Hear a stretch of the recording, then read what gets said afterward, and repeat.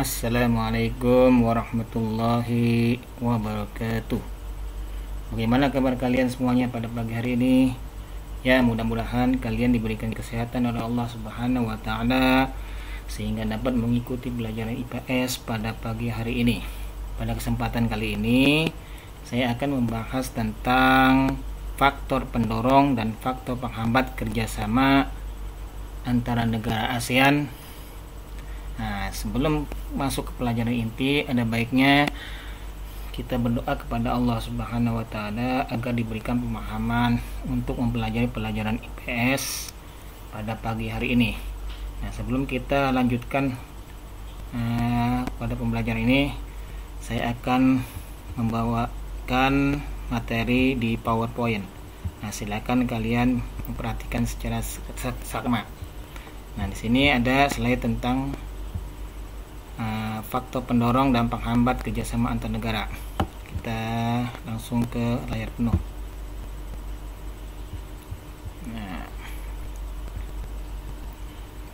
Nah, ini judulnya.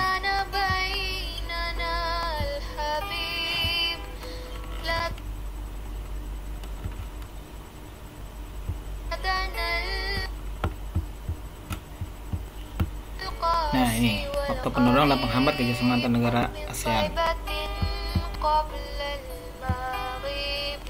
Nah, sebelum kita masuk ke pelajaran inti, sebaiknya Anda harus tahu dulu tujuan dari pembelajaran kali ini, yaitu siswa dapat menjelaskan faktor pendorong dan penghambat kerjasama ASEAN.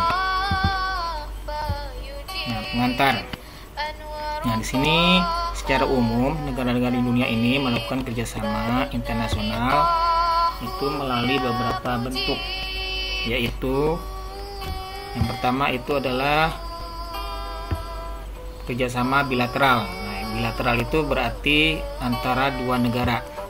Ya, kita lihat perhatikan ini. Yang kedua adalah kerjasama regional, dan yang ketiga adalah kerjasama multilateral.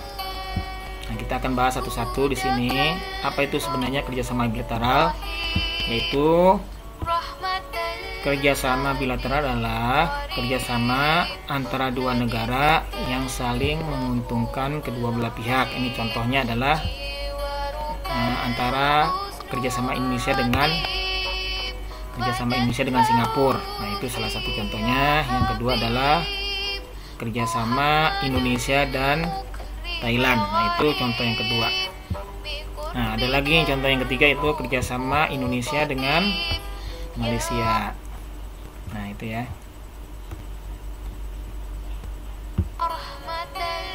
Nah, kita lanjut ke kerjasama regional. Nah, apa yang dimaksud dengan kerjasama regional? Nah, kalian bisa perhatikan di sini adalah kerjasama yang dilakukan oleh negara-negara yang berada di suatu kawasan tertentu yang biasanya berdekatan. Nah, contohnya itu kerjasama regional adalah, dalam hal ini kita bahas tentang ASEAN. Yang kedua adalah, nah ini lambang ASEAN ya, AFTA. Nah, AFTA ini adalah kerangka kerjasama di bidang ekonomi ya, atau yang disebut juga ASEAN Free Trade Area. Nah, ini ada gambar tentang AFTA. Nah, yang ketiga adalah APEC. Nah, ini adalah tiga contoh dari kerjasama regional. Nah ya, kita lanjutkan yang ketiga, yaitu kerjasama multilateral. Nah, kerjasama multilateral adalah kerjasama yang diselenggarakan oleh bangsa-bangsa di dunia tanpa memandang wilayah atau perkembangan perekonomian suatu negara. Nah, contoh kerjasama multilateral nih, pertama adalah PBB, atau yang kita ketahui dalam bahasa Inggrisnya yaitu United Nations. Yang kedua adalah, misalnya contohnya nih ya, WTO atau World Trade Organization. Yang ketiga adalah Bank Dunia atau World Bank dalam bahasa Inggrisnya. Dan yang keempat contohnya adalah OKI. Nah, itu OKI itu adalah organisasi konferensi Islam. Ya, anggota-anggotanya adalah negara-negara Islam. Nah, ini adalah lambang-lambangnya nih. Nah, sekarang bagian B itu kita masuk pada pelajaran inti, yaitu faktor pendorong kerjasama ASEAN. Nah, apa aja faktor pendorong kerjasama ASEAN? Nah, di sini pertama adalah kesamaan dan perbedaan sumber daya alam. Nah, kesamaan dan perbedaan sumber daya alam ini juga bisa menyebabkan terjadinya kerjasama. Nah, contohnya kesamaan sumber daya alam, ya. Nah, di sini kita bahas itu tentang sebagian besar negara ASEAN, contohnya sebagian besar negara ASEAN itu penghasil beras, kecuali Singapura. Nah, untuk menjamin keamanan pangan jangka panjang dan untuk meningkatkan pendapatan petani di kawasan ASEAN, maka para pemimpin ASEAN itu telah menyepakati kerangka kerja ketahanan pangan terpadu ASEAN atau ASEAN Integrated Food Security atau AIFS. Nah, itu contohnya tuh ya. Nah, contoh perbedaan sumber daya alam bisa menyebabkan terjadinya kerjasama itu. Contohnya adalah Indonesia misalnya berkelebihan hasil pertanian beras, sedangkan di sisi lain Singapura itu kekurangan beras. Maka dalam posisi seperti ini maka akan terjadi kerjasama antara Indonesia dan Singapura. Singapura akan mengimpor beras dari Indonesia, sedangkan Indonesia akan mengekspor beras. Nah, ini adalah contoh kerjasama. Nah, yang kedua itu kesamaan letak wilayah. Nah, faktor pendorongnya yang kedua adalah kesamaan letak wilayah atau kondisi geografis.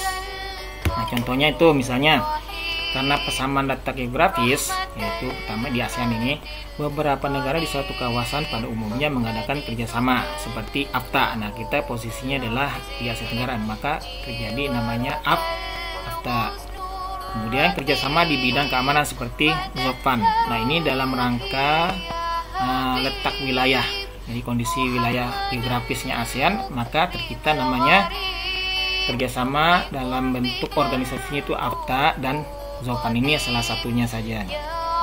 Nah, kemudian kita lanjutkan ke materi berikutnya, faktor penghambat kerjasama di kawasan ASEAN. Nah, itu juga ada beberapa faktor yang menyebabkan terhambatnya kerjasama. Pertama adalah faktor ideologi. Yang kedua adalah konflik dan peperangan, dan yang ketiga adalah kebijakan protektif, dan yang keempat adalah perbedaan kepentingan. Nah, ini kita tahu nomor satu itu perbedaan ideologi kita tahu sendiri ya, tidak usah saya jelaskan karena ini adalah pembahasan terlalu panjang. Yang kedua adalah konflik dan peperangan. Yang jelas kalau dalam terjadi konflik di suatu negara atau peperangan antar negara, yang akan sulit terjadinya kerjasama di antara negara ASEAN. Yang ketiga itu adalah kebijakan protektif. Nah, suatu negara melakukan kebijakan protektif itu sebenarnya itu tidak menyenangkan bagi negara lain. Kenapa? Negara lain itu tidak bisa menjual barang-barangnya atau mengekspor barang ke negara yang mengenakan kebijakan protektif terhadap barang luar negeri. Nah, ini adalah masalah dalam kerjasama di kawasan ASEAN. Yang keempat adalah perbedaan kepentingan. Nah, karena ada perbedaan kepentingan, kadang-kadang kerjasama itu tidak akan bisa terjadi. Nah, kerjasama bisa terjadi karena adanya kesamaan kepentingan. Nah, ini ya. Jadi kalau ada kesamaan kepentingan, kerjasama akan mudah tercipta atau terjadi. Nah, sekian dulu materi yang Bapak sampaikan, hanya dua, yaitu faktor penghambat dan faktor pendorong. Mudah-mudahan ini materi ada manfaatnya dan dapat diingat kembali. Akhirul kalam, assalamualaikum warahmatullahi wabarakatuh.